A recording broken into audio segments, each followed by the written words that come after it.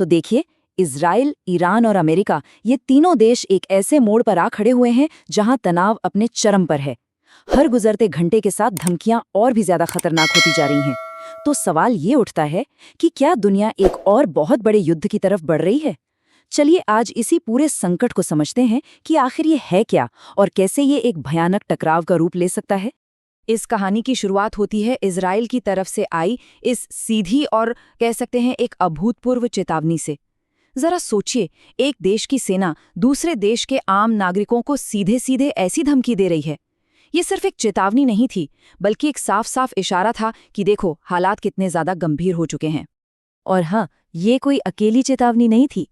असल में ये इजराइल की एक सोची समझी रणनीति का हिस्सा था। ईरान पर ज्यादा से ज्यादा दबाव बनाने का एक पूरा अभियान। पिछले कुछ वक्त से इजराइल लगातार ऐसे कदम उठा रहा था जिससे ईरान को हर तरफ से घेरा जा सके। इजराइल ने क्या किया? उसने ईरान के टॉप सैन्य और खुफिया अधिकारियों को एक एक करके चुन चुन कर निशाना बनाना शुरू कर दिया। IRGC, जो ईरान की सबसे ताकतवर फौज है, उसके बड़े बड़े कमांडरों को खत्म कर दिया गया। और तो और लेबनान में ईरान का जो सबसे बड़ा सहयोगी है हिजबुल्लाह, उसके भी बड़े नेताओं को नहीं बख्शा गया। इन कार्रवाइयों से इजराइल ने दुनिया को ये दिखा दिया कि वो किसी की इजाजत का इंतजार नहीं कर रहा।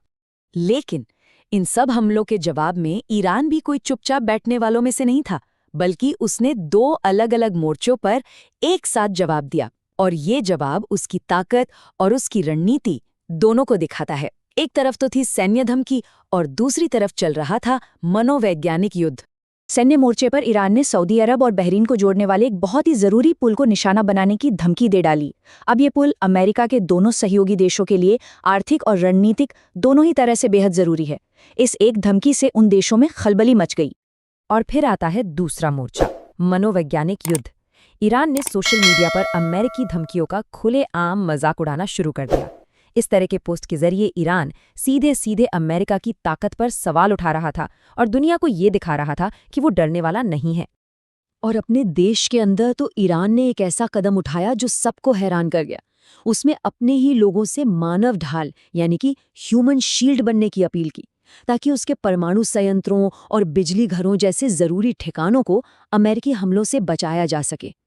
ये दिखाता है कि ईरान किसी भी हद तक जाने के लिए तैयार बैठा है। इसके बाद ईरान ने एक ऐसा दाव चला जिसने पूरी दुनिया को चौंका कर रख दिया। उसने अमेरिका को 10 मांगों की एक लिस्ट भेज दी। पर ये कोई शांति का प्रस्ताव नहीं था। नहीं, ये तो ऐसा लग रहा था मानो ईरान ये जंग पहले ही जीत चुका हो और अब बस अपनी शर्तें मनवा रहा हो। जरा इन मांगों पर एक नज़र डालिए। ये कोई छोटी मोटी मांगे नहीं हैं। ईरान चाहता है कि अमेरिका अपनी पूरी की पूरी विदेश नीति बदल दे, उस पर लगे सारे आर्थिक प्रतिबंध हटा दे और ऊपर से $100 बिलियन का मुआवजा भी दे। ये कोई बातचीत का न्योता नहीं, बल्कि एक सीधा सीधा अल्टीमेटम था। अब इस पूरे संकट का असर सिर्फ ईरान या इजराइल तक सीमित नहीं रहा। इसने अमेरिका के सबसे पुराने और सबसे मजबूत गठबंधनों में भी दरारें डाल दी। दुनिया के मंच पर अमेरिका धीरे धीरे अकेला पड़ता हुआ दिखाई देने लगा।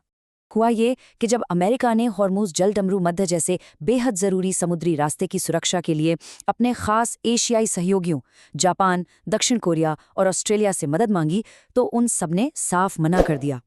इस एक इनकार ने राष्ट्रपति ट्रंप को बिल्कुल अकेला छोड़ दिया। और ये निराशा सिर्फ एशिया तक नहीं रुकी। राष्ट्रपति ट्रंप ने अपने यूरोपीय सहयोगियों के संगठन यानी नाटो को सबके सामने कागजी शेर कह डाला। इस एक बयान ने यूरोप के साथ भी अमेरिका के रिश्तों में जबरदस्त खटास पैदा कर दी। बात यहीं पर खत्म नहीं हुई। ट्रंप ने जर्मनी जैसे अपने पुराने दोस्त की भी खुलेआम आलोचना की, क्योंकि जर्मनी ने इस मामले से ये कहकर खुद को अलग कर लिया था कि ये हमारी लड़ाई नहीं है। इससे ये साफ हो गया कि राष्ट्रपति ट्रंप को ऐसा महसूस हो रहा था जैसे उनके अपने ही सहयोगियों ने उन्हें धोखा दे दिया हो। तो अब सबसे बड़ा सवाल यही है कि ये सब जाकर रुकेगा कहाँ? क्या ये दोनों तरफ से सिर्फ एक बड़ा धोखा है, एक दूसरे पर दबाव बनाने की कोई रणनीति, या फिर हम सच में एक बहुत बड़े और विनाशकारी युद्ध की तैयारी होते हुए देख रहे हैं? अमेरिका के बड़े बड़े अधिकारी और नेता अब बिल्कुल साफ शब्दों में कह रहे हैं कि ये कोई विकल्प नहीं है। उनका सीधा कहना है, अगर ईरान हमारी शर्तों के आगे नहीं झुका तो सैन्य कार्रवाई होकर रहेगी, ये निश्चित है।